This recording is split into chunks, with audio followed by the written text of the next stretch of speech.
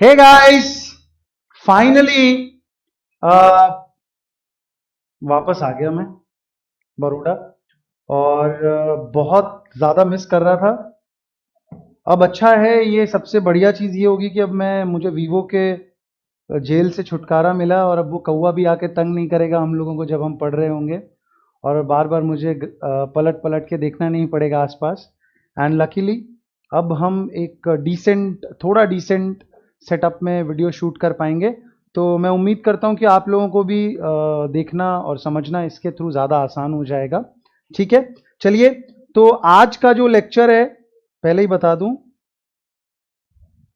बहुत ही इंटरेस्टिंग होने वाला है एक्चुअली।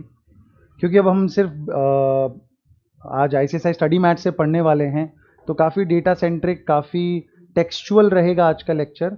तो ऑब्वियसली पहले से ही माफ़ी चाहता हूँ, थोड़ा बोरियत रहेगा। खाना वाना अगर खा के बैठे हैं तो 10-15 मिनट बाद वीडियो देखिएगा, वरना सो जाएंगे। चलिए आइए शुरू करते हैं। तो government initiatives to foster entrepreneurship पे अपने आ गए हैं कि भाई गवर्नमेंट ने क्या क्या इनिशिएटिव लिए। उस दिन अपन ने इन इनिशिएटिव्स के नाम देखे थे। वरुण धवन की बात करी थी हमने, सुई धागा मूवी की बात करी थी। आइए, सबसे पहला नाम यहाँ पे है मेक इन इंडिया। आपने देखा होगा बेटा, बब्बर शेर वाला लोगो। ठीक है, बब्बर शेर बना के मेक इन इंडिया का लोगो बनाया गया। मोदी जी का पेट प्रोजेक्ट है कि भाई कैसे भी करके इंडिया में ज़्यादा से ज़्यादा मैन्युफैक्चरिंग करवानी है। जितनी ज़्यादा मैन्युफैक्चरिंग यहाँ पे होगी, ऑटोमेटिकली टेक्नोलॉजी का लेवल सुधरेगा, ऑटोमेटिकली एम्प्लॉयमेंट जनरेट होगा, तो ऑब्वियसली हर हिसाब से बेहतर रहेगा। Business from across the globe and not merely the Americas consider make in India as a breakthrough policy of new India. The make in India program was launched in September 2014। तो ये date को बेटा please underline कर लेते हैं अपने, सितंबर 2014 इसको underline करके रख लेते हैं। एमसीक्यू में अगर अपने से सिंपली क्वेश्चन पूछ लिया गया कि भाई मेक इन इंडिया किस साल में कब लॉन्च किया गया, तो हमें ये पता होना चाहिए। ठीक है जी। उसके बाद क्या है, as a national programme the make in India initiative is aimed at transforming India into a global manufacturing hub. उस दिन अपन ने ये बात करी थी कि आज की डेट में, थोड़ा सा मैं प्री कोविड सिनेरियो पे चलता हूं, दुनिया का मैन्युफैक्चरिंग बैकयार्ड माना जाता है चाइना को, right? China is being considered as the manufacturing backyard of the world, whereas जो सर्विस, स्पेशली आईटीईएस जिसको कहते हैं, प्लीज जिनको नहीं पता है लिखिएगा। आईटीईएस, आईटीईएस का मतलब होता है, आई और टी का मतलब तो आप जानते हैं बेटा, इंफॉर्मेशन टेक्नोलॉजी होता है इसका मतलब सिंपली। आईटी का मतलब हो गया इंफॉर्मेशन टेक्नोलॉजी, और ई और एस से हमारा बन जाता है इनेबल्ड सर्विसेज। ITES, ई का मतलब हो गया इनेबल्ड, एस का मतलब हो गया सर्विसेज, पूरा नाम बन गया इंफॉर्मेशन टेक्नोलॉजी इनेबल्ड सर्विसेज। ठीक है जी। तो ये जो ITES है, यानी कि इंफॉर्मेशन टेक्नोलॉजी इनेबल्ड सर्विसेज है, इसके लिए इंडिया को ऑब्वियसली सर्विसिंग बैकयार्ड माना जाता है दुनिया का, with the help of companies like Infosys, Wipro, पहले सत्यम था, फिर टेक महिंद्रा ने उसको अक्वायर कर लिया। तो ये सारी कंपनीज जो हैं वर्ल्ड ओवर काफ़ी वर्चस्व अपना रखती हैं इस फील्ड में। लेकिन अब हम चाहते हैं कि हम लोग सिर्फ एक सर्विसिंग की दृष्टि से हमारे ऊपर इंटरनेशनल कॉर्पोरेट वर्ल्ड की दृष्टि ना पड़े, बल्कि हमें मैन्युफैक्चरिंग का हब भी अपने आप को बनाना है। And contained draft of proposal होगा, ये ड्राफ्ट लिखा हुआ है, draft of proposal to attract investments from both local and foreign corporate houses in 25 की एरियाज। कितने एरियाज के लिए मेक इन इंडिया फोकस करता है, ये भी आपको एमसीक्यू में पूछा जा सकता है। तो आप ये 25 नंबर को अंडरलाइन कर दें, या नोटबुक में अगर आप लिखना चाहें तो वो सबसे बेहतर होगा, सबसे बेहतरीन रहेगा। That would be a best revision notes for your self. आप लिख सकते हैं। याद रखने वाली बातों में अभी तक अपने को क्या पता चला कि मेक इन इंडिया जो है उसको सितंबर 2014 में लॉन्च किया गया, और आप उसके साथ नीचे लिख सकते हैं फोकस इज ऑन 25 की एरियाज। कैसे हैं ये areas? These areas are automobile, chemical, information technology, pharmaceuticals, textile, aviation. Aviation का मतलब आप लोग जानते होंगे बेटा, airline related, flight related. Leather है, लेदर में हम लोग अच्छे हैं। टैनरी का जो काम होता है उसमें India has good skills, specially cities like Kanpur, Lucknow, then there is another place in Rajasthan, मुझे नाम याद नहीं आ रहा. These places are very very famous for their leather tannery work. Hospitality जिसमें कि आपका होटल्स वगैरह आ गया, वेलनेस है, रेलवेज है, इंफ्रास्ट्रक्चर है. With this scheme, the government has increased the FDI limit in various industries to attract foreign investment and participation. Basically क्या है, अभी ऑल्दो ये बातें देखिए अपने आप में कैसे बेटा कॉन्ट्राडिक्ट करती है कि एक तरफ हम लोग बोल रहे हैं आत्मनिर्भर, है ना, और दूसरी तरफ हम एफडीआई की लिमिट्स बढ़ाते जा रहे हैं, फॉरेन डायरेक्ट इन्वेस्टमेंट जिसको कहते हैं. What do you mean by FDI की लिमिट बढ़ाना? आइए मैं आपको एक रेलेवेंट एग्जांपल के थ्रू समझाता हूं. आपने शायद देखा होगा बेटा, इंश्योरेंस कंपनीज की बात करता हूं मैं, जनरल इंश्योरेंस की, हाँ, लाइफ इंश्योरेंस की बात नहीं कर रहा हूं. जनरल इंश्योरेंस कंपनीज की अगर मैं बात करूं बेटा इंडिया में, तो आपने सारे नाम जो भी देखे होंगे, देखिएगा एक इंडियन नाम आपको दिखाई देता है और एक फॉरेन का नाम दिखाई देता है. जैसे कि IFFCO Tokyo, PNB MetLife, Bajaj alliance, Tata AIG. तो सब में कैसा है, एक इंडियन नाम है, एक फॉरेन नाम दिखाई दे रहा है. तो आखिर इसका क्या कारण है कि भाई खाली फॉरेन नाम का यहाँ पे इंश्योरेंस कंपनी नहीं है? तो सिंपल सी बात है कि उनको 100% एफडीआई लिमिट अलाउड नहीं है. यानी कि कोई भी व्यक्ति अगर इंडिया के जनरल इंश्योरेंस सेक्टर में इन्वेस्टमेंट करना चाहता है तो वो अपना 100% कैपिटल नहीं रख सकता, उसे इंडियन पार्टनर लेना पड़ेगा.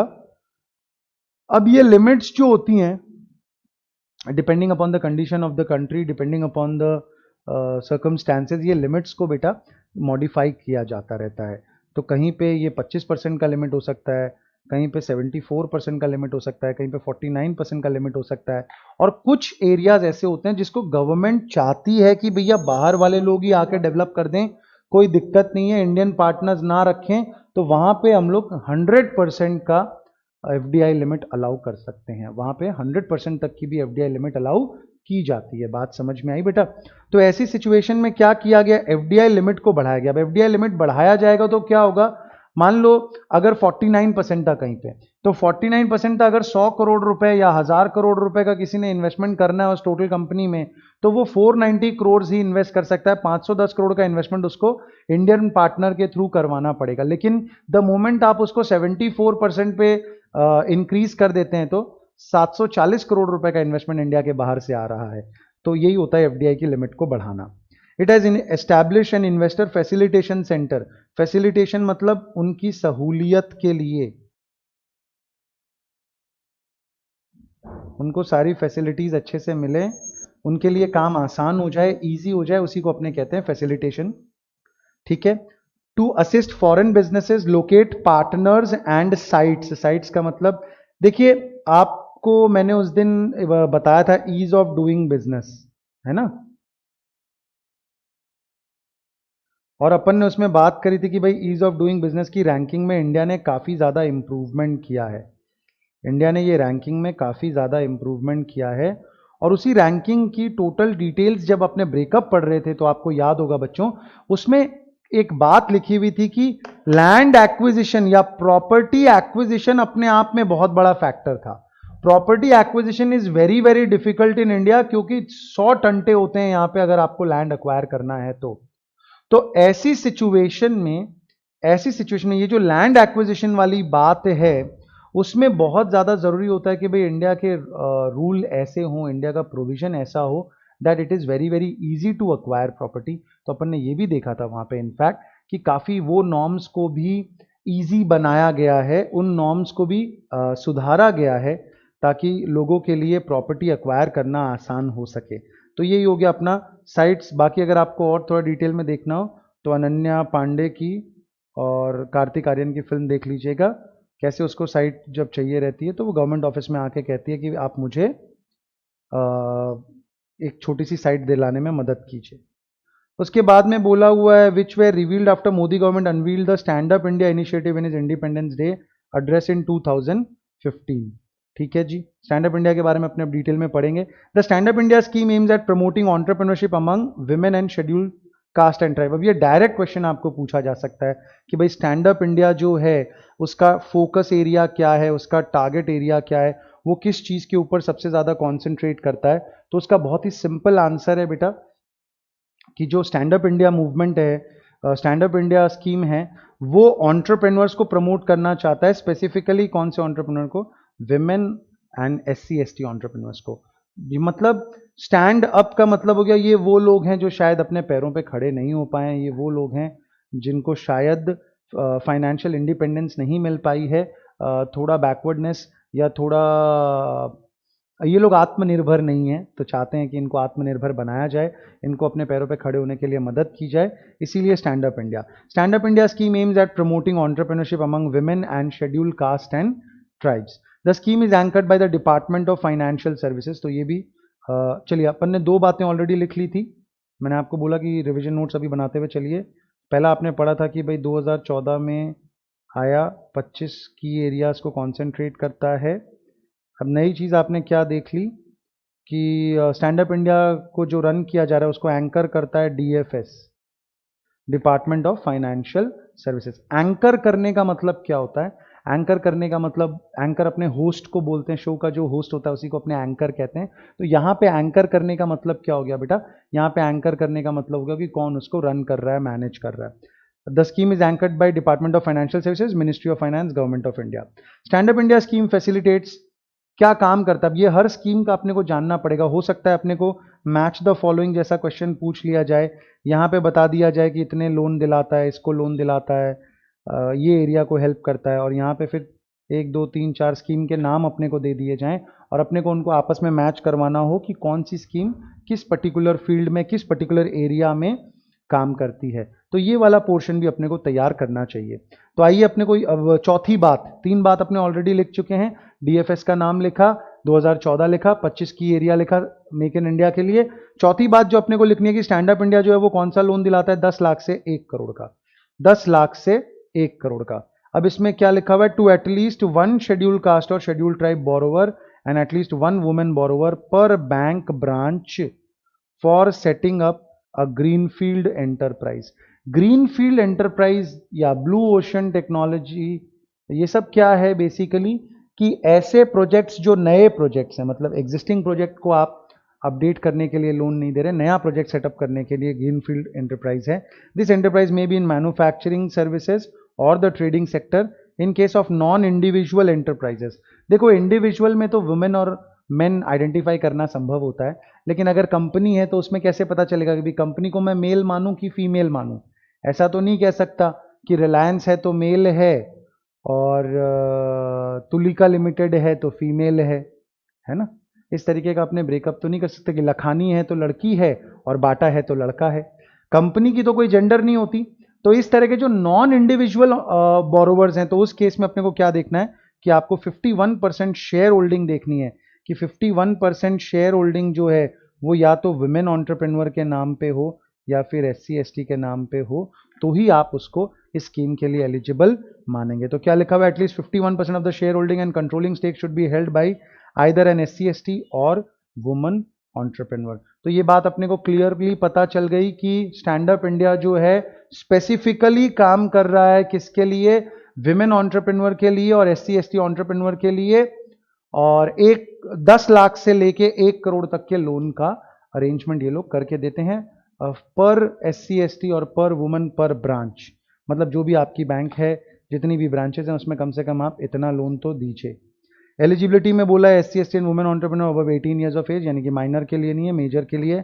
Loans under the scheme are available for only greenfield project, यानी कि मैंने आपको बताया था फर्स्ट टाइम जो काम किया जा रहा है। एग्जिस्टिंग प्रोजेक्ट को अगर आपको अपडेट करना है, एक्सपैंड करवाना है, एक्सपेंशन के लिए लोन चाहिए, तो आप स्टैंड अप इंडिया के लिए एलिजिबल नहीं है, क्योंकि आप ऑलरेडी अपने पैरों पे खड़े हैं। जो ऑलरेडी अपने पैरों पे खड़े हैं उनको दोबारा से स्टैंड अप नहीं करवाना है, दिक्कत हो जाएगी। जो लोग खड़े नहीं है, पहली बार खड़ा होना चाहते हैं अपने पैरों पे, उनके लिए स्टैंड अप इंडिया स्कीम है। तो इस तरीके से कॉमन सेंस के साथ समझते हुए पढ़ेंगे तो ये सब बड़े बड़े वर्ड जो हैं जिनको देख के डर लगता है, कंफ्यूजन होती है, वो सब दूर हो जाएगा। ग्रीन फील्ड बहुत सिंपल कि भैया पहली बार ये वाला काम मैं करने जा रहा हूं, एग्जिस्टिंग बिजनेसेस के लिए ये एलिजिबल नहीं है। ठीक है जी, बहुत अच्छी बात है। इसके बाद में क्या बोला है,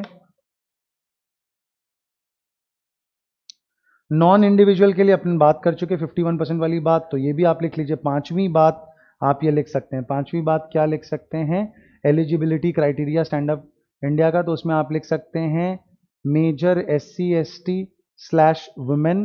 दूसरी बात आप वहां पे लिख सकते हैं कि नॉन इंडिविजुअल के केस में 51% स्टेक होल्डिंग होनी चाहिए विमेन के नाम पे या फिर SC ST के नाम पे। और तीसरी बात जो यहाँ पे थी वो ये कि ग्रीन फील्ड प्रोजेक्ट होना चाहिए। क्या होना चाहिए, ग्रीनफील्ड प्रोजेक्ट होना चाहिए। Borrower should not be in default to any bank, यानी कि भैया दूसरों का पैसा मार के अगर तुम बैठे हो, ICICI का पैसा तुमने गबन किया हुआ है, तो ऑब्वियसली HDFC तुमको लोन देने के लिए इंटरेस्टेड नहीं होगा। तो eligibility criteria stand up India का है कि आपने दूसरों के पैसे को, लोन को डिफॉल्ट नहीं किया है। लोन डिटेल्स में और क्या है, nature of loan, composite loan inclusive of term loan and working capital between 10 lakh and up to 100 lakh. 10 lakh से लेके 100 लाख यानी कि 1 करोड़। पर्पज ऑफ लोन क्या है, for setting up a new enterprise in manufacturing trading services, यानी कि बेटा सेम बात रिपीट होगी। देखिए इनको पढ़ने की, अलग से अपने को पढ़ने की कोई जरूरत नहीं, हमने अपनी नोटबुक में लिख लिया है 10 लाख से 1 करोड़, तो ये लाइन अलग से नहीं पढ़ेंगे। पर्पज ऑफ लोन भी हमने पढ़ चुका है, न्यू एंटरप्राइज, क्योंकि ग्रीन फील्ड नाम अपन ने पढ़ लिया। मैन्युफैक्चरिंग भी हो सकता है, ट्रेडिंग भी हो सकता है, तो अलग से इसको याद रखने की जरूरत नहीं है। SC ST और वुमेन एंटरप्रेन्योर भी हमने पढ़ लिया है, तो ये दोनों चीजें अलग से पढ़ने की जरूरत नहीं है। अब आ जाता है size of loan, composite loan of 75% of the project cost inclusive of term loan and working capital. Term loan का मतलब होता है जो आपको 10 साल के लिए, 15 साल के लिए, 20 साल के लिए जो लोन का अमाउंट दिया गया है वो टर्म लोन हो गया। और वर्किंग कैपिटल का मतलब क्या हो गया बेटा, वर्किंग कैपिटल का मतलब हो गया वो वाला पैसा जो आपको दिया गया है रोजमर्रा के अपने बिजनेस को रन करने के लिए। डेटर्स में, एक बिजनेस जब बिजनेस काम करता है तो डेटर्स में पैसा फंसता है, कुछ पैसा उसे कैश अपने पास में रखना होता है, कुछ पैसा ऐसा होता है जिसका इन्वेंट्री यानी कि स्टॉक आपको अपने पास में रखना पड़ता है। तो अगर आपके पास में पैसा होगा नहीं, तो अगर आपका ब्लॉक हो जाता है थोड़ा सा भी पैसा, तो आपका बिजनेस ठप पड़ जाएगा। इसीलिए आपको वर्किंग कैपिटल की भी जरूरत होती है ताकि आपके बिजनेस में किसी तरह का अड़चन ना आए। तो सब मिला के ये लोग कह रहे हैं composite loan 75% of the project cost देंगे। The stipulation of the loan being expected to cover 75% of the project cost would not apply if the borrower's contribution along with convergence support from any other scheme exceeds 25% of the project cost। इसका मतलब क्या हुआ, यानी कि borrower ने जो अपना पैसा डाला है और गवर्नमेंट की किसी और स्कीम के तहत आपको एंटरप्रेन्योर को जो पैसा मिला है, अगर मान लीजिए वो 40% जितना मिल गया है, यानी कि 25% का मान लेते हैं कि एंटरप्रेन्योर ने खुद इन्वेस्टमेंट कर दिया, 15% को गवर्नमेंट की किसी और स्कीम की वजह से उनको लोन या फंड्स मिल गए, तो अब ऑब्वियसली 40% तो हो ही गया है कॉस्ट ऑफ प्रोजेक्ट का, 60% बचा है, तो वो आपको ऑब्वियसली 75% का लोन नहीं देंगे। आपको जितने पैसे की जरूरत है उतने का लोन देंगे, maximum 75% of the cost of the project, maximum 75% of the cost of the project. यानी कि आप अपनी रिपोर्ट सबमिट करेंगे, उसमें बताएंगे कि आपको कितनी मशीनें चाहिए, क्या फैक्ट्री चाहिए, कहाँ प्लांट लगाना है, कितना खर्चा आप उसमें करने वाले हैं। वो सारी डिटेल्स जब आप उनको बेटा सबमिट कर देते हैं, वो सारी डिटेल्स जब आप उनको सबमिट कर देते हैं, उसके अकॉर्डिंगली वो आपके लिए इंतजाम करेंगे। लेकिन हाँ, 75% of the cost of project से ज़्यादा वो आपको सैंक्शन नहीं करके देंगे। इंटरेस्ट रेट क्या बोला है, the rate of interest would be lowest applicable rate of the bank for that category. Rating category यहाँ पे लिखा हुआ है, रेटिंग कैटेगरी का मतलब क्या हो गया कि लोन्स की भी देखिए, सबसे पहली बात तो आपने भी देखा होगा बच्चों आम रोज़मर्रा की ज़िंदगी में कि होम लोन की रेट्स जो होती हैं वो सस्ती होती हैं, 8% जैसी होती हैं। पर्सनल लोन जो होते हैं वो महंगे होते हैं, लोन अगेंस्ट प्रॉपर्टी जो होता है वो इसके बीच का रहता है। तो इंटरेस्ट रेट अलग अलग कैटेगरी के लिए अलग अलग होते हैं, तो जो भी जिस पर्टिकुलर कैटेगरी की बात चल रही है उस कैटेगरी में आप उनको सबसे कम रेट का इंटरेस्ट एप्लीकेबल करवा के देंगे। दूसरी चीज़, रेट कैटेगरी क्रेडिबिलिटी पे भी होती है कि जिसकी जैसी क्रेडिबिलिटी होती है उसके अनुसार उसको रेट भी ऑफर किया जाता है। यानी कि बहुत ही क्रेडिबल बोरोवर्स जो होते हैं उनके लिए इंटरेस्ट रेट का भी रिलैक्सेशन कर दिया जाता है, जिनकी फाइल मजबूत होती है, सिबिल स्कोर अच्छा होता है, उनको भी कम रेट ऑफर कर दी जाती है। Not to exceed base rate plus 3% tenor premium. ठीक है, MCLR वगैरह दिया हुआ है। अब इसमें क्या होता है बेटा, ये LR का मतलब कुछ नहीं है, लेंडिंग रेट हो गया। अलग अलग इसमें आपने देखा होगा, PLR होता है, प्राइम लेंडिंग रेट होती है, उसके बाद में इंटर बैंक ऑपरेटिंग रेट होती है, एक और रेट है बड़ा फेमस, उसको अपने कहते हैं मीबॉर।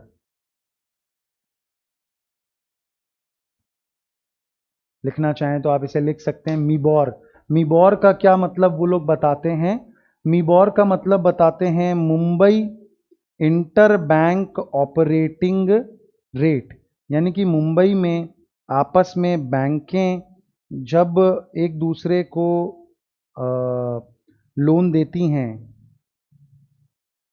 तो उसमें क्या रेट चलता है, उसमें क्या रेट चलता है, तो उसी को वो लोग कहते हैं मीबॉर। इसी तरह से लिबॉर भी होता है, इसी तरीके से लिबॉर भी होता है। लिबॉर जो होता है उसको अपने बोलते हैं London inter bank operating rate, उसको अपने बोलते हैं London inter bank operating rate, जिसको कि लंदन में जो बैंकें होती है वो आपस में अगर रेट लोन देती है तो क्या रेट चलता है। आगे जाके भविष्य में जब हम लोग FM पढ़ेंगे, financial management executive second stage जो हमारी होगी उसमें हम पढ़ेंगे, तो वहाँ पे ये सब मीबॉर लिबॉर को लेके हम सम सॉल्व करना भी सीखेंगे। ठीक है जी। तो अब ये MCLR का आप चाहो तो फुल फॉर्म लिख लो, marginal cost of fund based lending rate. तो M का मतलब हो गया मार्जिनल, C का मतलब हो गया कॉस्ट, L का मतलब हो गया लेंडिंग और R का मतलब हो गया रेट, बीच में लिखा हुआ है फंड बेस्ड। ठीक है ना। तो बहुत ज़्यादा इसमें अभी तो फिलहाल दिमाग लगाने की ज़रूरत नहीं है। ठीक है, 3% टेनोर प्रीमियम लिखा हुआ है। टेनोर प्रीमियम का मतलब क्या हुआ कि भाई ये टेनोर का मतलब ना टेन्योर से है। टेन्योर वर्ड आपने सुना है बेटा, टेन्योर का मतलब होता है अवधि, कितना समय के लिए ये लोन दिया जा रहा है, किस ड्यूरेशन के लिए ये लोन दिया जा रहा है। अब जितनी ड्यूरेशन के लिए लोन दिया जाता है, जितने लंबे ड्यूरेशन के लिए लोन दिया जाता है, तो ऑब्वियसली बैंक का रिस्क जो है वो बढ़ जाएगा कि नहीं बढ़ जाएगा बेटा। Specifically depending upon the category of borrowers, किस कैटेगरी का बोरोवर है, क्रेडिबिलिटी उसकी कैसी है, तो समय बढ़ता है तो लोन ऑब्वियसली रिस्की हो जाता है। तो MCLR जो है, जो बैंकों का मार्जिनल कॉस्ट पड़ रहा है, उसके ऊपर एक 3% तक का प्रीमियम बैंक को अलाउड रहता है बढ़ाने का, depending upon the risk involve. तो मैक्सिमम अगर आपसे पूछा जाएगा कि भाई स्टैंड अप इंडिया में मैक्सिमम लोन रेट कितना हो सकता है, तो आप कह सकते हैं MCLR प्लस 3%। ठीक है, तो जो अपने नोटबुक में बातें लिख रहे थे रिविजन नोट्स के लिए, उसमें ये वाली बात भी लिख लेंगे, maximum interest rate can be MCLR plus 3%। Security बोला हुआ है, सिक्योरिटी मतलब जब लोन लेते हैं तो आपको गारंटी सिक्योरिटी कुछ देना पड़ता है। बिसाइड्स प्राइमरी सिक्योरिटी, तो लोन में भी सिक्योर्ड बाय कोलैटरल सिक्योरिटी और guarantee of credit guarantee fund scheme for stand up India loans as decided by the banks. यानी कि आप अपनी तौर पे पहली बात तो सिक्योरिटी जमा करवाते हैं, चाहे बॉन्ड हो चाहे दो कोलैटरल सिक्योरिटी के तौर पे, मतलब जो भी प्रॉपर्टी है उसमें भी बैंक अपनी तरफ से अपने आप को सिक्योर रखने के लिए क्या करता है, अपने पास में हाइपोथिकेट करवा लेता है उसको, यानी कि गिरवी रखवा लेता है अपने पास में, पेपर्स अपने पास में रख लेता है जब तक कि आपका लोन का सारा तामझाम खत्म नहीं हो जाता। इसके अलावा गवर्नमेंट्स ने फंड बनाए हुए हैं। मान लीजिए, देखिए अगर गवर्नमेंट के पास में 100 करोड़ रुपए है और गवर्नमेंट उस 100 करोड़ रुपए से लोन देना अगर चाहे बेटा, तो मैक्स टू मैक्स 100 करोड़ रुपए का ही लोन दे सकती है। ऑब्वियस सी बात है ना, मेरे पास अगर 100 करोड़ रुपए है, मैं लोन देने को तैयार हूं, मैक्सिमम कितना लोन दे सकता हूं सर, 100 करोड़ रुपए का दे सकते हैं। तो इससे एक बेहतर सोल्यूशन क्या गवर्नमेंट ने निकाला कि भी हम लोग ये 100 करोड़ रुपए का एक फंड बना लेते हैं। ये फंड जो है, ये लोग जो लोन लेना चाहते हैं उनकी हम गारंटी दे रहे हैं। तो अब देखिए, ICICI के पास आप जाते हैं, ICICI के पास जाके आप कहते हैं कि मुझे लोन दो, ICICI कहता है भाई तुम्हें लोन दे दूं, कल को तुम लेके भाग गए तो कौन चुकाएगा। तो वो कहता है कि देखिए गवर्नमेंट का फलाना फलाना फंड है, वो मेरे लोन की गारंटी लेने को तैयार है। ऐसा करने की वजह से क्या हुआ, क्योंकि आईसीआईसीआई को भरोसा हो गया कि गवर्नमेंट पैसे चुका देगी, अगर कुछ भी 3-5 हुआ, कुछ भी ऊपर नीचे हुआ तो गवर्नमेंट बैठी है, तो आईसीआईसीआई उसको आसानी से लोन दे देता है। ऐसा करने से देखिए क्या हुआ, गवर्नमेंट का जो अपना 100 करोड़ का फंड था उसमें से गवर्नमेंट को 1 रुपया भी निकालने की जरूरत नहीं पड़ी, लेकिन बंदे को लोन मिल गया। तो ऐसी चीजों को हम बोलते हैं क्रेडिट गारंटी फंड्स। ये क्रेडिट गारंटी फंड्स के थ्रू गवर्नमेंट छोटी रकम से ज्यादा लोगों का बेनिफिट कर पाता है, ज्यादा लोगों को वो मदद कर पाता है, हेल्प कर पाता है। ये पूरी कहानी है। ठीक है जी। तो आगे अपने पास में क्या आया, repayment the loan is repayable in 7 years. तो ऑब्वियसली ये वाली बात भी अपने को लिखनी पड़ेगी बेटा, 7 साल के अंदर लोन जो है वो रीपेबल है with a maximum moratorium period of 18 months. Moratorium word जो है बच्चों, जिन लोगों ने नहीं भी सुना था, ऑब्वियसली इस लॉकडाउन ने ये वर्ड सबको सुना दिया।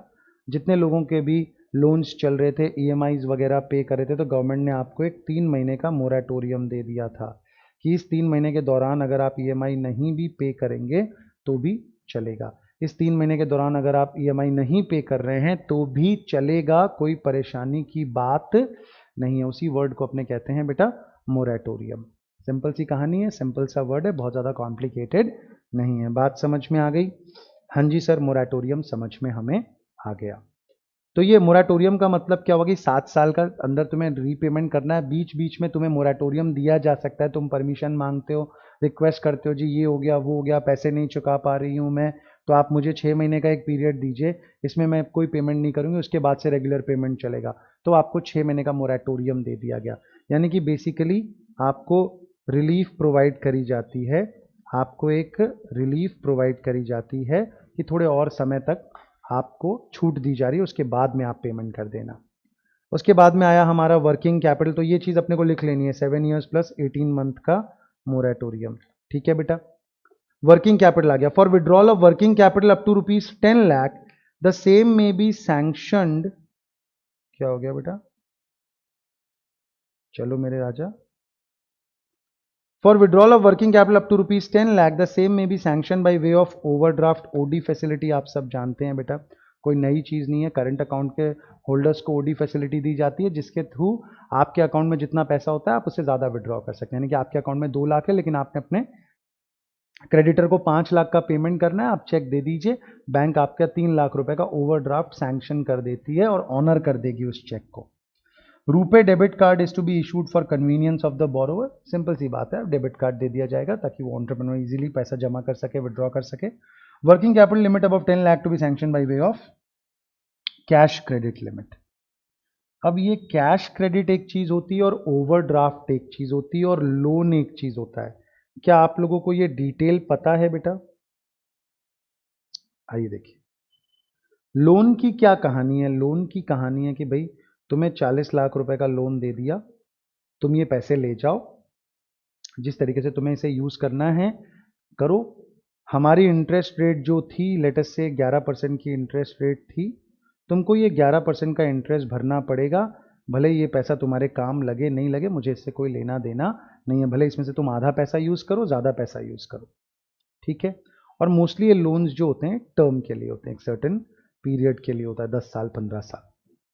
सीसी लिमिट जिसको हम कहते हैं, यानी कि कैश क्रेडिट लिमिट जिसको हम कहते हैं, इसका फंडा थोड़ा अलग है।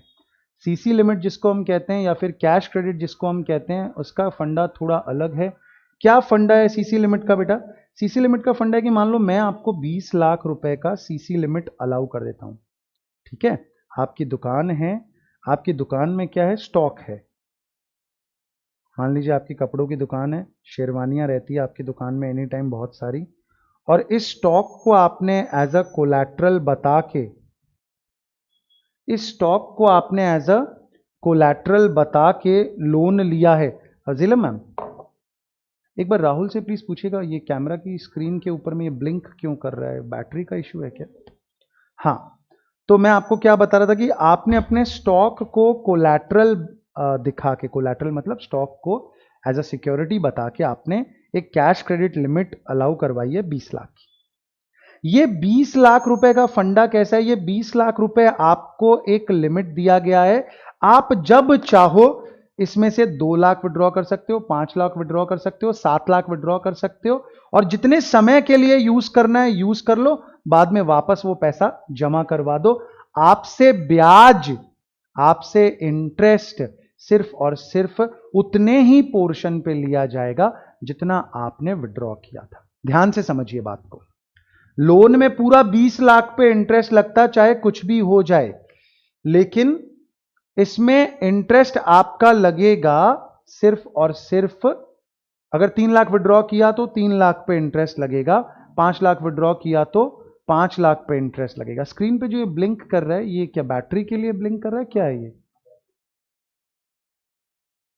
तो इसका स्विच ऑन कर दीजिए ना प्लीज, ये काफी देर से ब्लिंक कर रहा है।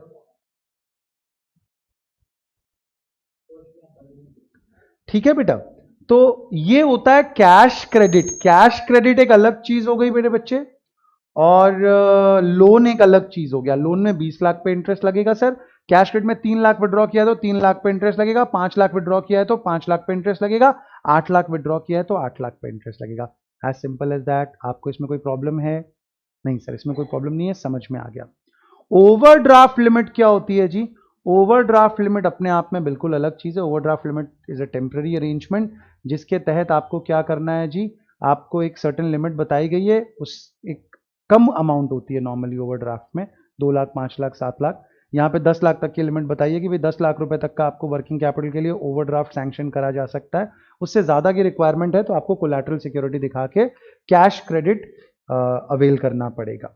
चलो, मार्जिन मनी बोला है, the scheme envisages 25% margin money which can be provided in convergence with eligible central state schemes. While such schemes can be drawn upon for availing admissible subsidies or for meeting margin money requirements, in all cases the borrower shall be required to bring in minimum 10% of the project cost as own contribution. आपने अभी देखा था कि आपका जो project cost था उसमें से आपको 75% सैंक्शन किया गया था, तो ऑब्वियसली 25% क्या रह गया? 25% का मार्जिन मनी रह गया।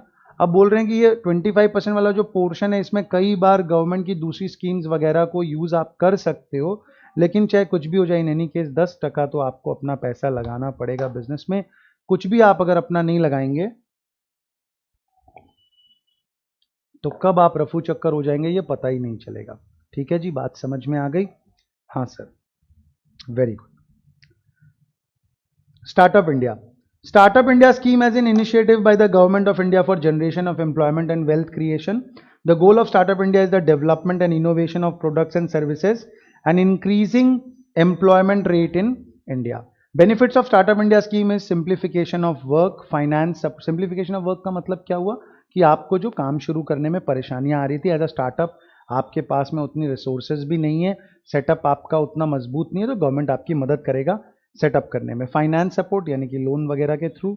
गवर्नमेंट टेंडर्स, गवर्नमेंट टेंडर्स का मतलब क्या हुआ कि भाई सरकारी कामों का ठेका आपको दिया जाएगा ताकि आपके पास में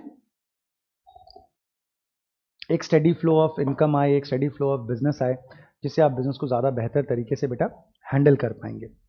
नेटवर्किंग अपॉर्चुनिटीज की बात करिए। नेटवर्किंग अपॉर्चुनिटीज यानी प्लेटफॉर्म्स ऐसे बनाए जाएंगे जहां पे आप लाइक माइंडेड लोगों से मिल सकें, आप ऐसे लोगों से मिल सकें जो आपके बिजनेस में और इजाफा करवा सकें, जो आपके बिजनेस में और ज्यादा बढ़ावा कर सकें। ठीक है जी, इसके बाद में क्या है? Startup India was launched by prime minister Shri Narendra Modi on 16 जनवरी 2016। 16 जनवरी ये डेट अपने को याद रख लेनी है बेटा। Startup India was launched on 16 जनवरी 2016। ठीक है, एक 2014 का था अपना मेक इन इंडिया, 2016 का आ गया startup India. Benefits of startup India में पहला चीज क्या बोला है? Financial benefits. Most of the startups are patent based. Patent based मतलब क्या हुआ? यानी कि मोस्टली ये लोग कुछ ना कुछ इन्वेंशन करते हैं, कुछ इनोवेशन करते हैं। पेटेंट नाम सुना है ना बेटा आपने?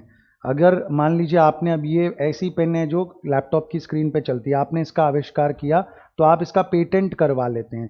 पेटेंट करवाने की वजह से फायदा आपका क्या होगा कि आने वाले 20 सालों तक आपकी मर्जी के अलावा इस प्रोडक्ट को कोई और मैन्युफैक्चर नहीं कर सकता है। आपका एकाधिकार हो जाएगा, मोनोपोली हो जाएगी। कोई भी और अगर अब HP, सैमसंग, एप्पल कोई भी इस तरह का पेन अगर मैन्युफैक्चर करना चाहता है तो उनको आपसे रॉयल्टी पे करके पेटेंट का लाइसेंस अवेल करना पड़ेगा, तो ही वो इस काम को कर पाएंगे, उसको अपने कहते हैं पेटेंट। और इस तरह की चीज़ों को अपने कहते हैं आईपीआर, यानी कि intellectual property right. Intellectual property right, जिसमें कि पेटेंट भी आता है, कॉपीराइट भी आता है, ट्रेडमार्क भी आता है, वगैरह वगैरह वगैरह। अच्छा, अब मेरा आपसे आज एक ओरल होमवर्क मैं आपको दे रहा हूं। एक सवाल है कि अगर मैं आपसे कहूं कि ये इंटेलेक्चुअल प्रॉपर्टी राइट क्यों दी जाती है, क्या जरूरत है किसी को इंटेलेक्चुअल प्रॉपर्टी राइट देने की, आईपीआर अलाउ करने की, व्हाट इज द रिक्वायरमेंट? तो भाई जवाब है कि सर वरना सर गाना लिखेगा कोई और फिर उसे कोई भी सर चुरा लेगा। आज अगर सर गाना बनाया है बी पराग ने और जानी ने मिलके गाना बनाया है, लेकिन सर अगर कॉपीराइट नहीं रहेगा तो कोई भी अपनी फिल्म में उस गाने को डाल सकता है, कोई भी अपने एल्बम में उस गाने को डाल सकता है, कोई भी अपने यूट्यूब वीडियो में उस गाने को डाल सकता है। और जो बंदे ने ये गाना बनाया है उसकी जो क्रिएटिविटी थी, उसके जो दिमाग की उपज थी, उसको कोई प्रोटेक्शन नहीं मिलेगा। ठीक है, तो सिंपल सा आंसर था कि सर प्रोटेक्शन के लिए ये आईपीआर दिया जाता है, इंटेलेक्चुअल प्रॉपर्टी राइट। आपको मुझे एक और रीजन बताना है इसी तरह का, लॉजिकल सिंपल सरल भाषा में आप व्हाट्सएप ग्रुप पे बताइएगा। मेरी तो इच्छा है कि आप लोग वीडियो शूट करके बताएं मुझे कि sir the reason why IPR is granted is blah blah blah blah blah. Selfie camera on करके सिंपल सा एक मिनट का वीडियो बना के, आधे मिनट का वीडियो बना के इस बात को समझा के मुझे बताएं। और जो लोग नहीं कर पा रहे हैं, थोड़े कैमरा शाई हैं, जिनको पिंपल निकल आया और अपना फोटो नहीं देखना चाहते हैं कैमरा में, तो वो लोग लिख के बताएं इस सवाल का जवाब। ठीक है, पर्सनल मैसेज कर सकते हैं। अगर आपको लगता है कि मेरा आंसर सुन के कोई और कॉपी कर लेगा तो आप मुझे डायरेक्ट मैसेज कर सकते हैं व्हाट्सएप पे। ठीक है, चलिए, जिसका सबसे सुंदर जवाब होगा उसे इनाम दूंगा मैं। दोबारा से सवाल समझ लीजिए, मुझे मैसेज मत पूछिएगा कि सर क्वेश्चन पूछे सर, मैंने तो खबर है ना पड़ी। ध्यान से सुनो, एक बार सुन के भी समझ में आती है बातें। आपको जवाब में मुझे ये बताना है आईपीआर यानी कि इंटेलेक्चुअल प्रॉपर्टी राइट आखिर क्यों दी जाती है, क्यों लोगों को इस तरह का प्रोटेक्शन दिया जाता है। ठीक है, चलो। तो फाइनेंशियल बेनिफिट में बोला है most of the startup are patent based, it means they produce और प्रोवाइड यूनिक गुड्स और services. In order to register their patents they have to incur a heavy cost which is known as patent cost. इस तरह की patent को register कराने में बहुत खर्चा लगता है। तो गवर्नमेंट ने कहा कि गवर्नमेंट 80% रिबेट दे देगी। ये पेटेंट रिकॉर्ड करवाना अपने आप में थोड़ा टीडियस प्रोसेस है बच्चों। आपको न्यूज़पेपर में ऐड देना पड़ता है, किसी को आपत्ति तो नहीं है। मैं कह रहा हूँ कि मैंने इस चीज़ का प्रथम बार आविष्कार किया, क्योंकि वरना आप किसी चीज़ का पेटेंट ले लें, कल को कोई और आके कहें नहीं ये तो मैंने पहले बना रखी थी, तो वो है लीगल फीस है, काफ़ी झमेला है। तो वो सारी चीज़ों के लिए 80% का आपको रिबेट दे दिया जा रहा है पेटेंट कॉस्ट पे। Moreover the process of patent registration and related is faster for them. Also government pays the fees of the facilitator to obtain the payment patent. Income tax benefit में क्या बोला है, 3 year income tax post incorporation year. जब वो बनी उससे लेके अगले 3 साल तक उनको टैक्स पे करने की जरूरत नहीं है। ठीक है जी, but they can avail it only after getting a certificate from inter ministerial board. Also they can claim exemption from tax on capital gains if they invest money in specified funds. बहुत अच्छी बात है जी। Startup को क्या फायदा दिया, startup को फायदा दिया कि बेटा 3 साल तक तुझे टैक्स ही नहीं पे करना, मौज कर, लाखों कमा, करोड़ों कमा, दूध में 5 उंगलियां डाल, कढ़ाई में घी की भरी हुई में सर डाल, लेकिन तेरे से टैक्स नहीं लेंगे हम। ठीक है जी, लेकिन हाँ, इस बेनिफिट को अवेल करने के लिए आपको इंटर मिनिस्टीरियल बोर्ड, इससे आपको सर्टिफिकेट लेना पड़ेगा। ये नाम लिख लीजिएगा, इंटर मिनिस्टीरियल बोर्ड से आपको सर्टिफिकेट लेना पड़ेगा। बहुत अच्छी बात है जी। इसके बाद में रजिस्ट्रेशन बेनिफिट्स है। Everyone believes that incorporation and registration of business are far more difficult than running it. देखिए, ये सारी बातें ना बच्चों घूम फिर के कहीं ना कहीं उसी बात पे कनेक्ट हो रही हैं कि कैसे लोगों को इंडिया में डॉक्यूमेंटेशन के काम से चिढ़ मचती है, कोफ्त होती है, कंटाल आता है, क्योंकि इंडियन गवर्नमेंट डिपार्टमेंट्स के साथ डॉक्यूमेंटेशन का काम करना अपने आप में बहुत ज़्यादा टीडियस है। बहुत ज़्यादा रेड टेपिज्म और ब्यूरोक्रेसी वहाँ पे होती है। चलिए, बड़ा अच्छा 2 वर्ड मिला, एक है रेड टेपिज्म और एक है ब्यूरोक्रेसी। ठीक है, इन दो वर्ड की मीनिंग आप गूगल पे ढूंढिएगा और इनका भी इसी तरीके से हो सके तो एक खूबसूरत सा वीडियो होमवर्क सबमिट कीजिएगा। रेड टेपिज्म और ब्यूरोक्रेसी क्या होती है? जो लोग वापस से, मैंने आपको बताया, जिनको पिंपल निकला हुआ है और अपनी शक्ल नहीं दिखाना चाहते, वो लोग ऑडियो मैसेज भेज के बताइएगा। ठीक है जी, ऑडियो मैसेज में तो कोई शर्म नहीं आएगी आपको। रेड टेपिज्म क्या होता है इसका आपको मतलब बताना है सरल भाषा में। देखो, सारे टीचर्स पैदा कर दूंगा, सब वीडियोस बनाओ, सब ऑडियोस बनाओ, सब इतने अच्छे से समझाने लग जाओ, आने वाले समय में हम सब मिलके पढ़ाएंगे। ठीक है, तो रेड टेपिज्म का मतलब क्या होता है और ब्यूरोक्रेसी का मतलब क्या होता है। तो 3 होमवर्क आपके हो गए। एक तो आपको बताना है आईपीआर क्यों दिया जा रहा है, दूसरा आपको रेड टेपिज्म समझाना है, तीसरा आपको ब्यूरोक्रेसी समझानी है। ठीक है जी, इसके लिए आपको ऑब्वियसली गूगल शूगल करना पड़ेगा, बिंदास कीजिएगा, लेकिन बेटा होमवर्क दीजिएगा, डरिए मत, झिझकिए मत। ऐसे भी आपको होमवर्क पर्सनली डीएम करना है मुझे, तो किसी को पता नहीं चलेगा कि आपने क्या किया नहीं किया। और ये झिझक जब तक जाएगी नहीं बेटा, तब तक हम लोग आगे भी, हमें डिग्री भी मिल जाएगी ना, तो भी हम कामयाब नहीं हो पाएंगे। कॉर्पोरेट वर्ल्ड में एक बड़ी कंपनी में लाखों एम्प्लॉयज काम करते हैं मेरे बच्चे, वहां पे तुम अपने आप को कैसे शाइन करवाओगे, कैसे नोटिस में लेके आ पाओगे, अगर तुम्हें बात करने में या कुछ बोलने में इतना डर लगता है तो। आप हिंदी में समझाइए, गुजराती में समझाइए, कोई दिक्कत नहीं, जो भाषा आपको कन्वीनियंट लगे उसमें समझाइए, लेकिन समझाइए मुझे वीडियो बना के। 3 होमवर्क मैंने आपको बता दिया, रेड टेपिज्म, ब्यूरोक्रेसी और आईपीआर क्यों दिया जाता है। चलिए, तो बोला है कि यहाँ पे भी किसी को भी ये long and complex steps of registration, ये डॉक्यूमेंट लाओ, वो डॉक्यूमेंट लाओ, यहाँ साइन करवाओ, वहाँ साइन करवाओ, इससे सबको तंग होते हैं। स्टार्टअप इंडिया स्कीम में क्या कर दिया, application there to facilitate registration, single meeting is arrange to the startup India hub, also there is a single doubt and problem solving window for them. इसको अपने बोलते हैं single window clearance. Single window clearance का मतलब क्या हुआ, environment वाले से क्लियरेंस लेके आओ। आपने बेटा शिवाजी द बॉस पिक्चर देखी होगी, उसमें आपने देखा होगा कि शिवाजी जो कि एक इंजीनियर हैं, यूएस से आए हैं, वो कोई काम स्टार्ट करना चाहते हैं, लेकिन बार बार उनको बोला जा रहा है इससे परमिशन लाओ, उससे परमिशन लाओ, इससे लिखवा के लाओ, उससे लिखवा के लाओ, यानी कि काम आगे ही नहीं बढ़ पा रहा। और इस तरह के दिक्कतों को सॉल्व करने के लिए सिंगल विंडो क्लियरेंस दिया जाएगा। एक बार वन सिटिंग होगी, सारे डाउट वाउट वहीं पे क्लियर हो जाएंगे, और फिर गवर्नमेंट की अपनी हेडेक है कि वो सारे डिपार्टमेंट्स का क्लियरेंस अपने एंड पे, बैक एंड पे ले आए। गवर्नमेंट टेंडर्स, यानी कि गवर्नमेंट, देखिए अगर आपको मान लीजिए इंडियन रेलवे आपको अपना टेंडर दे देता है कि आपको इंडियन रेलवे के ऑटोमेशन में काम करना है, तो स्टार्टअप के लिए किसी दूसरे कस्टमर के पास जाने की बेटा ज़रूरत ही नहीं है। अगर इंडियन ट्रैफिक पुलिस डिपार्टमेंट आपको अपना टेंडर दे देता है कि आप हमारे ट्रैफिक सिग्नलिंग जो सिस्टम है उसमें ऑटोमेशन को हैंडल कीजिए, तो आपको दूसरे क्लाइंट्स की ज़रूरत ही नहीं है, क्योंकि करोड़ों रुपए का काम आपको गवर्नमेंट से मिल सकता है। Everyone seeks to acquire government tenders because of high payments and large projects, but it is not easy to acquire the government tenders. Under this scheme, the startups get priority in getting government tenders. Also, they are not required to have any prior experience. बहुत प्यारी बात है कि normally government tenders के लिए आप देखिए newspaper, रोज़ आज के लॉकडाउन के माहौल में भी आप न्यूज़पेपर उठा के देखिए, पीछे के सेक्शन में गवर्नमेंट टेंडर्स भरे रहते हैं कि गवर्नमेंट को तिरपाल खरीदना है, गवर्नमेंट को ये करवाना है, गवर्नमेंट को ये होर्डिंग बनवाना है, गवर्नमेंट को ये रोड रिपेयर करवानी है। तो इस तरह के टेंडर्स में, लेकिन एलिजिबिलिटी क्राइटेरिया 10 साल का एक्सपीरियंस, 8 साल का एक्सपीरियंस ऐसा रहता है। इन स्टार्टअप्स को बोला कि भाई तुम्हारे लिए वो क्राइटेरिया हम हटा देंगे और फ्रेशर्स को भी काम देंगे।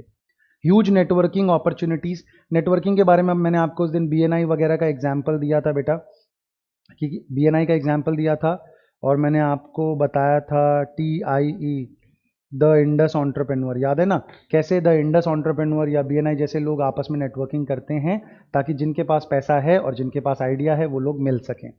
Networking opportunity means the opportunity to meet with various startup stakeholders at a particular place and time. The government provides this opportunity by conducting 2 startup fests annually, both at domestic as well as the international level.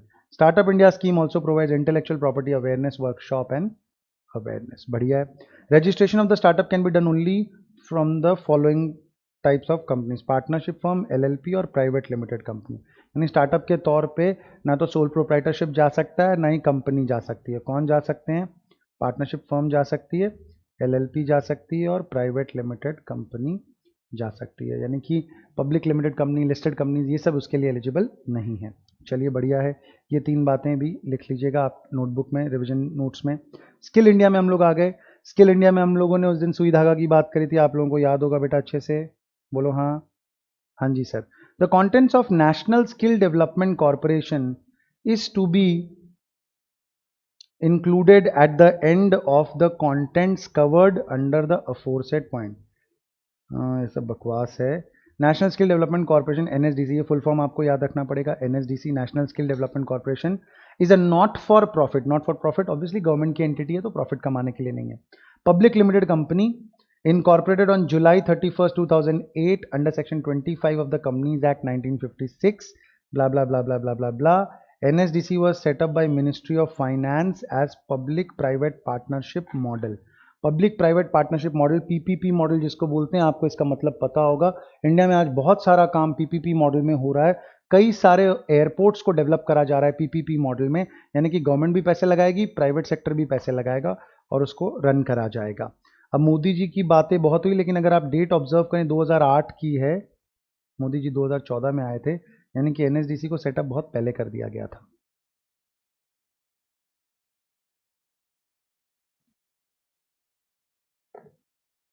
ठीक है ना, तो ये date भी लिख लीजिएगा। क्या लिखा है, the government of India through ministry of skill development and entrepreneurship. ये नाम याद रखना है कि ये सारे प्रोग्राम्स को रन करने वाली मिनिस्ट्री कौन सी है, ministry of skill development and entrepreneurship. 49% stake उनका है, प्राइवेट सेक्टर का है balance 51% of the share capital. NSDC aims to promote skill development by catalyzing creation of large quality and for profit vocational institutions। vocational का मतलब क्या होता है बेटा, वोकेशनल का मतलब मैंने आपको बताया था वैसा स्किल या हॉबी जिसमें इनकम अर्निंग एबिलिटी हो।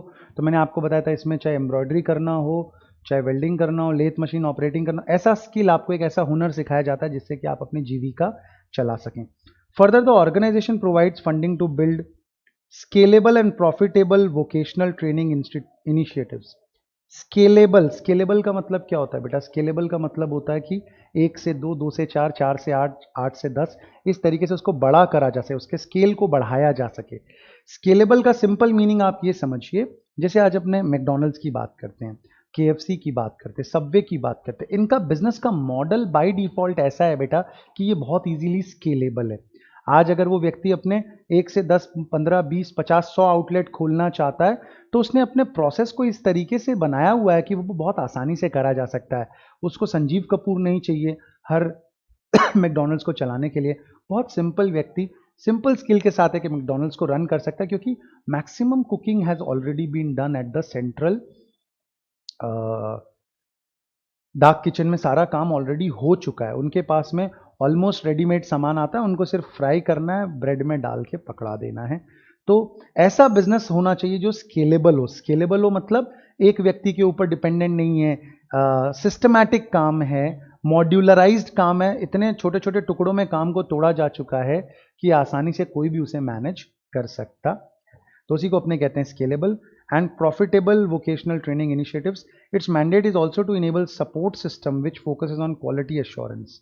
इन ये सब बकवास है, train the trainer academics blah blah blah blah blah blah. Catalyst करके एक वर्ड आया बेटा यहाँ पे, मैं आपको ये बता चुका हूँ। आग में अगर आप घी डालते हैं तो आग और ज़्यादा तेज हो जाती है, तो आग जो घी जो है उसमें कैटलिस्ट का काम करता है। कैटलिस्ट एक केमिस्ट्री से ओरिजिनेटेड वर्ड है जिसका मतलब होता है एक ऐसा एलिमेंट जो कि रिएक्शन प्रोसेस को और ज़्यादा स्विफ्ट कर देता है।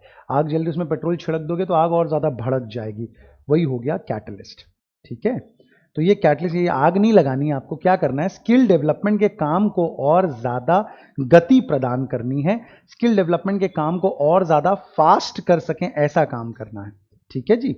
It also develops appropriate models to enhance support and coordinate private sector initiatives. The differentiated focus on 21 sector. चलो 21 सेक्टर ये भी अपने लिख लेते हैं, इसका 21 सेक्टर पे फोकस है। वहां पे 25 की एरिया थे, कहां पे 25 की एरिया थे, मेक इन इंडिया में, यहां पे 21 सेक्टर हैं। चलो एनएसडीसी का फुल फॉर्म हम जानते हैं। Details of various schemes and initiatives are provided below. Pradhan Mantri Kaushal केंद्र। प्रधानमंत्री कौशल का मतलब होता है बेटा स्किल, और केंद्र का मतलब ऑब्वियसली हो गया centre. Vocational training needs to be made aspirational. Aspiration, aspiration का मतलब होता है ये मैं पाना चाहता हूँ, ये मैं हासिल करना चाहता हूँ, ये मैं बनना चाहता हूँ, यहाँ मैं पहुँचना चाहता हूँ, उसको अपने कहते हैं एस्पिरेशन। जो आपकी महत्वाकांक्षाओं की बात करता है कि आप जीवन में क्या बनना चाहते हैं, वो आपका एस्पिरेशन है। तो आपको भी ये ट्रेनिंग को कैसा करना है कि लोगों के अंदर ये जज्बा पैदा करना है कि उनके अंदर से ये आवाज़ आए कि मुझे ये सीखना है, मुझे ये जानना है और मुझे अपने जीवन स्तर को सुधारना है, स्टैंडर्ड ऑफ लिविंग को अच्छा करना है, और इसके लिए अगर मुझे कुछ ट्रेनिंग लेनी पड़ती है तो मैं उसको लेने के लिए तैयार हूं। ठीक है जी। Transform India into the skill capital of the world, ये प्रोपागेंडा वाली चीजें जो मोदी जी ने कहा था, स्कैम इंडिया नहीं स्किल इंडिया बनाएंगे हम। In line with the same, ministry of skill development and entrepreneurship, MSDE नाम आपको पता है, intends to establish visible and aspirational model training centres. Model मतलब आदर्श, आइडियल मतलब इनसे बढ़िया तो कोई हो ही नहीं सकता, एस्पिरेशनल मतलब वहां जाने की सबको इच्छा हो। NSDC is the implementation agency for the project. NSDC का मैंने आपको नाम बताया है। मॉडल ट्रेनिंग सेंटर्स एनविसाजेस टू, एनविसाजेस का मतलब यहाँ पे आप समझिए plans. Create benchmark, benchmark word का मतलब क्या होता है बच्चों? बेंचमार्क का मतलब होता है मानक। यानी कि अगर जैसे मैं कहूं कि भाई कपिल शर्मा जो है वो फैमिली एंटरटेनमेंट या कॉमेडी के लिए एक बेंचमार्क बन गया है, यानी कि भविष्य में कोई और कमेडियन अगर अपना शो लेके आएगा तो वो अच्छा है कि नहीं अच्छा है, वो उसे शायद कपिल शर्मा के शो की पॉपुलैरिटी के साथ कंपेयर करके हम जज करेंगे। उसी चीज को अपने कहते हैं बेंचमार्क करना, बेंचमार्किंग करना। कंपैरिजन का प्रोसेस होता है जिसमें इंडस्ट्री के बेस्ट प्लेयर के साथ आपको कंपेयर करा जाता है। तो यहाँ पे क्रिएट बेंचमार्क इंस्टीट्यूशन मतलब ऐसा इंस्टीट्यूशन बनाना है जो दूसरों के लिए क्वालिटी का एक मानक बन जाए, क्वालिटी का एक स्टैंडर्ड बन जाए कि हाँ भाई ये बेस्ट क्वालिटी इंस्टीट्यूट है। ठीक है, that demonstrate aspirational value for the competency based skill development training. Focus on elements of quality, sustainability and connection with stake holders in skills delivery process. बकवास सी लाइन है और काफ़ी घटिया सी लैंग्वेज में लिखा है। कुल मिला के बताना क्या चाहते हैं, सस्टेनेबिलिटी, देखिए ये सारी बातें बहुत डीप बात है। यहाँ पे क्या कहना चाह रहे हैं, अगर मान लीजिए गवर्नमेंट ही पैसा लगाएगा, चैरिटेबल इंस्टीट्यूशन की तरह इसको अगर चलाने का प्रयास करेंगे ना बेटा, तो ये 1 साल 2 साल 5 साल बाद बंद हो जाएगा, चलेगा नहीं। सस्टेनेबल बनाना है, इंस्टीट्यूशन भी ऐसा बनाना है जो एस्पिरेशन दे, सब कुछ करे, सबका भला करे, सबका फायदा करे, but at the same time इतना रेवेन्यू भी जनरेट करे कि वो अपने आप को जिंदा रख सके। गवर्नमेंट की खैरात पे जिंदा चलने वाले इंस्टीट्यूशंस कभी भी लंबे समय तक टिक नहीं पाते हैं। ठीक है ना? तो इसके लिए ज़रूरी है कि इंस्टीट्यूशन ऐसा हो जो आत्मनिर्भर हो, जो सेल्फ सस्टेनेबल हो। सस्टेन करना मतलब लंबे समय तक टिकना। And connection with stake holders in skills delivery process. Stakeholder word का मतलब आपको समझना पड़ेगा, मैंने आपको शायद बताया भी था। शेयर होल्डर बहुत छोटा वर्ड होता है, लेकिन स्टेक होल्डर में सब आ जाते हैं, उसमें शेयर होल्डर भी आ जाता है, कस्टमर भी आ जाता है, एम्प्लॉय भी आपका आ जाता है, गवर्नमेंट भी आ जाती है, जनरल पब्लिक भी आ जाता है, एनवायरनमेंट भी आ जाता है, इन्वेस्टर भी आ जाता है। सारे लोग जो होते हैं वो इसमें बेटा कवर्ड हो जाते हैं। ठीक है जी। तो ये स्टेक होल्डर है, तो आपके जितने स्टेक होल्डर्स हैं उन सबके साथ आपको कनेक्टेड रहना है स्किल्स देने के प्रोसेस में। Transform from mandate driven footloose model to a sustainable institution model. समझिए इस बात का, मैंडेट, मैंडेट का मतलब क्या हुआ जी? आपका हुक्म सर आंखों पर। मोदी जी ने कह दिया ये करना है मतलब ये करना है, चाहे ये करने में नुकसान हो, फायदा हो, आग लग जाए चाहे बस्ती में, लेकिन हम रहेंगे मस्ती में। ये होता है मैंडेट। लेकिन आपको मैंडेट ड्रिवन इंस्टीट्यूशन नहीं बनना है, आपको बनना है एक सस्टेनेबल इंस्टीट्यूशन जो अपने खर्चे और अपने रेवेन्यूज को कैलकुलेट करे और उसके अनुसार अपने बिजनेस को प्रोसीड करवाए, उसके अनुसार अपने बिजनेस को चलाए, ताकि वो अपने आप में सस्टेनेबल हो, उसे गवर्नमेंट की खैरात के भरोसे ना रहना पड़े। बात समझ में आई? फंडिंग सपोर्ट लिखा हुआ है, तो अपन ने पढ़ा कि स्टार्टअप को क्या क्या दिया जा रहा है। तो पहला अपन ने पढ़ लिया, नहीं सॉरी, प्रधानमंत्री कौशल केंद्र बनाया। दूसरा अपन पढ़ रहे हैं funding support. Capital expenditure, NSDC will provide a concessional secured loan, concessional मतलब कम रेट में आपको लोन दे दिया जाएगा, 75% ऑफ द प्रोजेक्ट का फंडिंग आपको दे दिया जाएगा, लेकिन this should be related only to training infrastructure including purchase of plant machinery and equipment, training aid and other associated item, यानी कि स्टाफ सैलरी, फैकल्टी फीस, ये सब के लिए आपको लोन नहीं दिया जा रहा है। जो आपका कैपिटल एक्सपेंडिचर है, इक्विपमेंट्स वगैरह लाने में जो आपका खर्चा लगा है, उसका 75% तक कॉस्ट के लिए आपको लोन दे दिया जाएगा। Civil work including setting up prefabricated structures and retrofit existing structures, यानी कि वही आपको जो एक अपने उसको कहते हैं सिम्युलेशन, सिम्युलेशन का मतलब क्या होता है कि आर्टिफिशियल एनवायरनमेंट क्रिएट किया जाता है। जैसे आपने फिल्मों में देखा होगा, बद्रीनाथ की दुल्हनिया में आलिया भट्ट जब as an air hostess training कर रही होती है, तो उनको स्विमिंग पूल में फ्लाइट अगर डूब रही है उसकी ट्रेनिंग दी जा रही थी, तो उनको कैसे शूट को खोलना है, कैसे उसे स्लाइड करके अंदर आना है, कैसे दूसरे पैसेंजर्स की मदद करनी है, ये सब जो एक एरिया आपको बिल्ड करना पड़ता है जहाँ पे आप ये ट्रेनिंग दिला सके अपने लोगों को। तो इस तरह का जो वेस्टिब्यूल ट्रेनिंग होता है, इसके लिए अगर आपको कुछ सिविल वर्क करवाना पड़ा, सेटअप करवाना पड़ा, तो वो खर्चे के लिए भी आपको कंसिडर करा जाएगा लोन में। Operation support, sustainability of centre will be assured against dedicated training numbers under प्रधानमंत्री कौशल विकास योजना और इट्स सक्सेसर स्कीम्स। कितनी प्यारी बात है। सस्टेनेबिलिटी कहाँ से आएगी? पैसों से आएगी। पैसा कहाँ से आएगा? कस्टमर से आएगा। कस्टमर कहाँ से आएगा? गवर्नमेंट कह रही है कि भाई हम तुम्हारे पास में ट्रेनिंग के लिए बंदे भेजते रहेंगे, तुम परेशान मत हो, तुम बस अच्छे से ट्रेनिंग करवाओ ताकि अपने आप वो लोग सक्षम हो सकें, और कैंडिडेट भेजने की जिम्मेदारी हमारी है। बहुत बढ़िया। ईच PMKK विल बी प्रधानमंत्री कौशल विकास योजना, और ये हो गया प्रधानमंत्री कौशल केंद्र, प्रधानमंत्री कौशल केंद्र, यानी कि हर सेंटर जो होगा उसको ट्रेनिंग मैंडेट 3 साल का श्योर कर दिया जाएगा as per common norms. Basically कुल मिला के इतनी ही बात आपको समझाई जा रही है, इतनी ही बात आपको समझाई जा रही है कि कितनी देर का हुआ है। आपको ये इतना ही बात समझाया जा रहा है कि कस्टमर्स या ट्रेनीज आपको गवर्नमेंट अरेंज करके देगी, तो आप परेशान मत होइए, आप अपना सेटअप तैयार कीजिए, government will arrange candidates for you. ठीक है। इसके बाद में है international skill training. A country's ability and potential for growth is determined by the size of its youth population. Youth today need to be harnessed, motivated, skilled and streamlined to bring rapid progress for country. युवा शक्ति की बात आपने बहुत बार सुनी होगी। Demographic dividend के नाम से भी आप लोगों ने इसे इकोनॉमिक्स में पढ़ा होगा। डेमोग्राफिक डिविडेंड का मतलब क्या होता था कि हमारी पॉपुलेशन का एक बड़ा चंक, हमारी पॉपुलेशन का एक बड़ा हिस्सा जो है वो यंग है, यूथ है, तो वो अपने आप इनकम कमा सकता है, जिसकी वजह से इंडिया की जो बड़ी पॉपुलेशन है, जो कभी हमारी सबसे बड़ी प्रॉब्लम थी, वो कहीं ना कहीं हमारी बहुत बड़ी स्ट्रेंथ भी है। ठीक है। तो इस युवा शक्ति को लेकिन हमें प्रयास ये करना है कि ये युवा शक्ति डाइवर्ट ना हो जाए, इधर उधर ना चली जाए, ब्रेन ड्रेन ना हो जाए, और इसे रेलेवेंट अपॉर्चुनिटीज देनी पड़ेंगी ताकि ये युवा शक्ति को आप हार्नेस करने का मतलब क्या होता है? जैसे देखो, ऊर्जा हमारे चारों तरफ है, सूर्य की रोशनी पृथ्वी पे पड़ती है। अब वो ऊर्जा अपने आप में बहुत पावरफुल एनर्जी है, वो फ्री सोर्स ऑफ एनर्जी है, बहुत पावरफुल सोर्स ऑफ एनर्जी भी है, लेकिन उसे हार्नेस करना पड़ता है ना। आपको उस एनर्जी को पहले कैप्चर करना पड़ेगा, उस एनर्जी को प्रॉपर चैनलाइज करना पड़ेगा, तब जाके आप उस सोलर एनर्जी को यूज करके बल्ब जला पाएंगे, उस सोलर एनर्जी को यूज करके आप गीजर ऑन कर पाएंगे। ठीक है ना।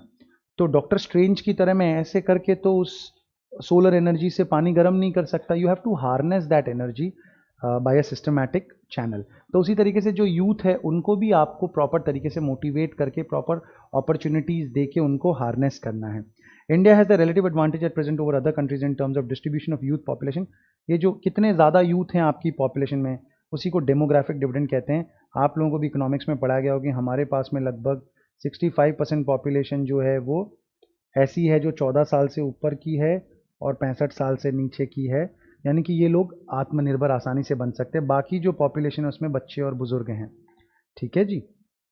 तो compare to fast growing Asian economy such as China and Indonesia, the two major countries other than India which determine the demographic features of Asia.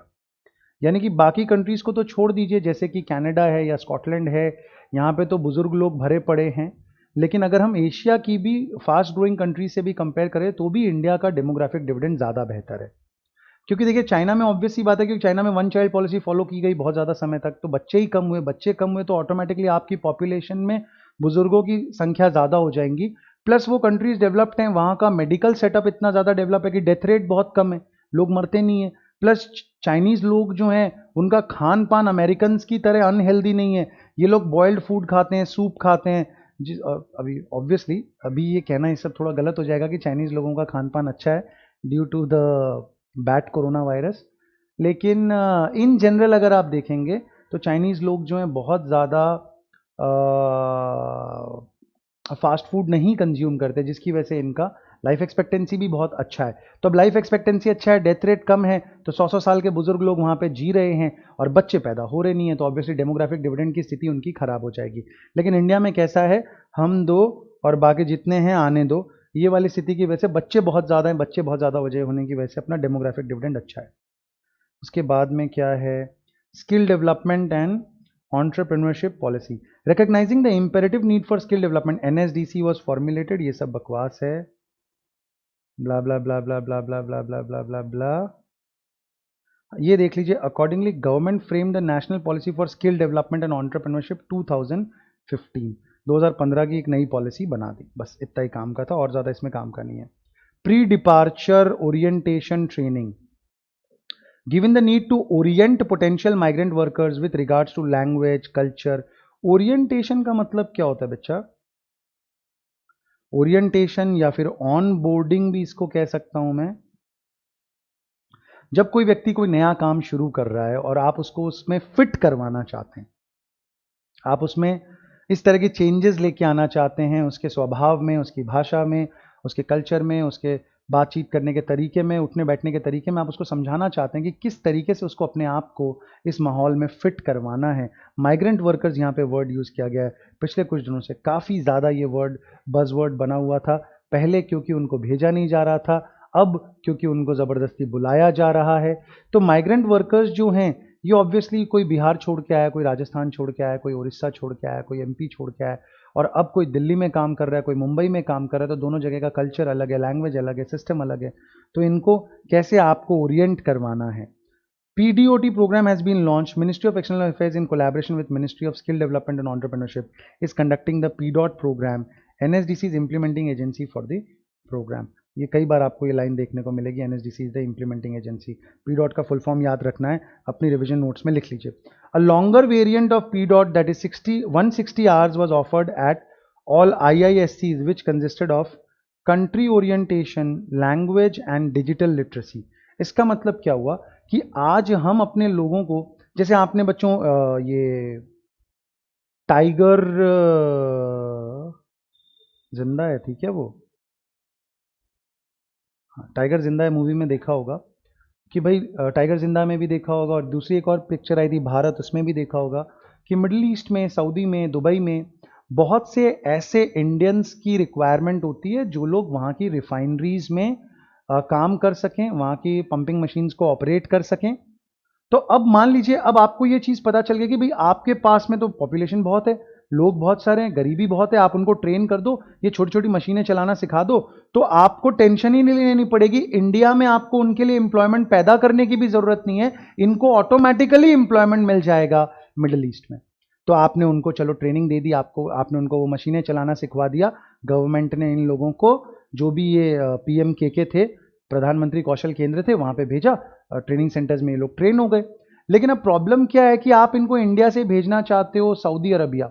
अब सऊदी अरबिया का पूरा गवर्नमेंट का पैटर्न बिल्कुल अलग है, वहाँ पे जो कानून फॉलो किया जा रहा है वो बिल्कुल अलग है। तो आपको इनको थोड़ा बहुत उनकी भाषा के बारे में, आपको वहाँ के रहन सहन के बारे में, वहाँ के लॉ के बारे में, डिजिटल लिटरेसी, ये सारी चीज़ें आप उनको सिखाते हैं। तो एक IISC मतलब ये इंटरनेशनल स्किल सेंटर जो हैं, वहाँ पे 160 घंटे का PDOT से बड़ा प्रोग्राम होता है। PDOT जो है वो बिहार वाले को बॉम्बे में कैसे सेट करना है उसके लिए आप PDOT की ट्रेनिंग दे रहे हैं, लेकिन बिहार वाले को दुबई में कैसे सेट करना है उसके लिए आप उसको 160 आवर्स का एक डिटेल प्रोग्राम करवा रहे हैं, ताकि कंट्री के बारे में, वहाँ की भाषा के बारे में, डिजिटल लिटरेसी यानी कि ऑब्वियसली थोड़ा बहुत इंटरनेट को कैसे यूज़ करें, मोबाइल को कैसे यूज़ करें, पेमेंट ऐप्स को कैसे यूज़ करें, पैसा भेजना मंगवाना, ये सारी चीज़ें आप सीख जाएं. A shorter variant of PDOT program, that is 1 day, is offered to all migrant workers who are likely to depart soon and register for the training through registered recruitment agents. इसीलिए नाम दिया है प्री डिपार्चर, यानी कि इससे पहले तुम बेटा यहाँ से निकलो, बॉम्बे पहुंचो, तुम बॉम्बे के बारे में ये बातें समझ लो. PDOT program is delivered by trainers who have undergone training of trainers. TOT, taught training of trainers, यानी कि जो ट्रेनर्स अब ट्रेन कर रहे हैं पहले उनकी भी ट्रेनिंग हुई थी. ट्रेन द ट्रेनर प्रोग्राम्स चलाया है गवर्नमेंट ने, जिसके तहत लोगों को पहले सिखाया और फिर उनको इस सक्षम किया कि ये लोग जाके दूसरों को सिखाएं.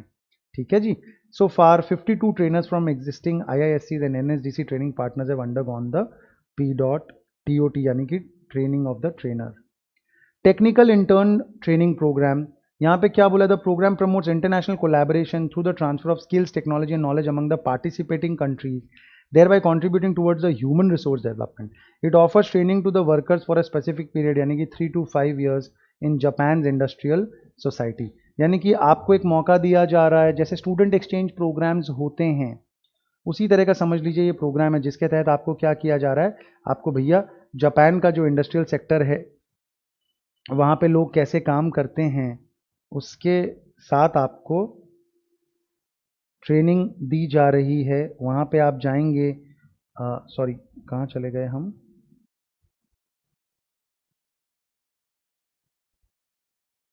अच्छा ये नीड फॉर एंटरप्रेन्योरशिप ये वाला पोर्शन तो अपने कर चुके हैं ना, इसके आगे का तो अपना अब ये थोड़ा सा ही बचा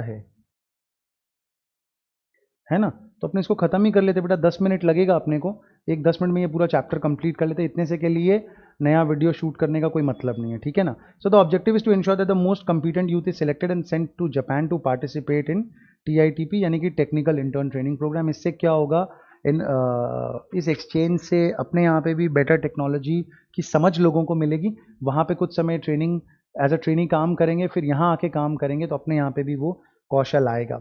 ministry of skill development and entrepreneurship, government of India and Ministry of Justice, Ministry of Foreign Affairs, Ministry of Health, Labor and Welfare of Japan signed a memorandum of cooperation initiating the technical intern training program. तो बस आपको यहाँ पे Japan country का नाम याद रखना है बेटा और 3 से 5 साल नाम याद रखना है.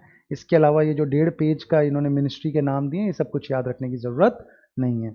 Investment in physical infrastructure, India's infrastructure development has not kept pace with economic growth. Obvious सी बात है, इसीलिए यहाँ पे बिजली की प्रॉब्लम है, सड़कों की प्रॉब्लम है, इंटरनेट कनेक्टिविटी की प्रॉब्लम है. तो डेवलपमेंट अगर अपने को उस लेवल का चाहिए तो अपने को ये भी सुधारना पड़ेगा. Sustained investment in infrastructure is one of the key imperatives for training the make in India vision into reality. आप अगर वाकई में चाहते हो कि फॉक्सकॉन जैसी कंपनीज जो कि एक एप्पल के आईफोन्स मैन्युफैक्चर करती हैं, लाखों करोड़ों की संख्या में ये लोग यूनिट्स मैन्युफैक्चर कर रहे हैं हर साल, ऐसी कंपनीज को अगर आप वाकई में अपनी कंट्री में देखना चाहते हो तो आपको उनके लिए वैसा ही इंफ्रास्ट्रक्चर सेटअप करके देना पड़ेगा जो ताइवान ने किया है, जो बीजिंग ने किया है, जो हांगकांग ने किया है. Only then you can expect these companies to come to your country. The government has started taking initiative in this direction and rewards are being witnessed.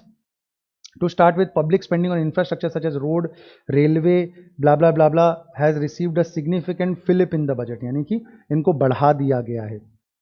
Many bottlenecks facing infrastructure projects have been eased, particularly in the area of procedurally complex environmental rules. यानी कि environmental ministry जो थी, जयराम रमेश नाम के व्यक्ति जब उसे lead कर रहे थे तो बहुत ज़्यादा उसमें क्या था कि लिमिटेशंस थी कि यहाँ नहीं कर सकते, वहाँ नहीं कर सकते. अब ऑब्वियसली ये एक मैटर ऑफ डिबेट है, आर्ग्यूमेंट है कि क्या हम इकोलॉजी को बचाएं या एंटरप्रेन्योर को बचाएं. इकोलॉजी को बचाने का मतलब है कि भाई यहाँ बिजनेस मत करो, यहाँ पेड़ मत काटो, यहाँ ये नहीं हो सकता, यहाँ ये वो नहीं हो सकता. और एंटरप्रेन्योर को बचाना मतलब उसे फैसिलिटेट करना है कि भाई उसका काम आसानी से हो सके. तो एक बैलेंस बना के चलना है. कुल मिला के एंटरप्रेन्योर के लिए सहूलियत पैदा करनी है. अगर उसे आप यहाँ काम करने से मना कर रहे हो तो आप दूसरी ऑल्टरनेटिव जगह उसे ढूंढ के दो, फैसिलिटेट करके दो. ठीक है जी, बहुत अच्छा. इसके बाद क्या है हमारे पास में, significant pickup in infrastructure investment can be expected in the coming years given the various initiative taken by the government. अब obviously ये सारी कहानी जो है ये कोरोना की वजह से चेंज हो जाएगी, बट लेट्स सी अगर शॉर्ट रन नहीं तो in the middle run, medium term में तो अपने को ये सब देखने को मिलेगा ही कि हम अपना इंफ्रास्ट्रक्चर और मजबूत करें, तभी हम लोग लोकल से ग्लोबल हो पाएंगे। ठीक है ना जी। ये बातें कहनी बहुत आसान है कि आत्मनिर्भर बन जाओ, और but it's very difficult to reach that place जहाँ पे कि लोकल से ग्लोबल, पहले लोकल से नेशनल तो बने। हम अपनी नेशनल ब्रांड्स को भी लोकल ब्रांड्स कह रहे हैं, तो ग्लोबल उन्हें बनाने के लिए हमें बहुत मेहनत करनी पड़ेगी। तो इंफ्रास्ट्रक्चर चलिए देखते हैं। The government has also emphasise the need for stepping up the scale and scope of private investment in infrastructure by allowing 100% FDI in some areas of railway infrastructure.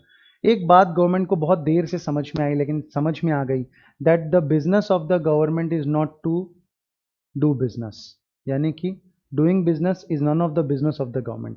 यानी कि गवर्नमेंट जितनी जल्दी हो सके बिजनेस से बाहर निकले, एक फैसिलिटेटर की भूमिका निभाए तो अच्छा होता है, क्योंकि प्राइवेट सेक्टर जब इन्वेस्ट करता है वो काफ़ी स्पीड के साथ आता है, काफ़ी कंट्रोल के साथ आता है, और वो लोग जो काम 2 साल 4 साल में अचीव कर लेते हैं, गवर्नमेंट को वो काम करने में 15 साल 20 साल जैसा समय लग जाता है।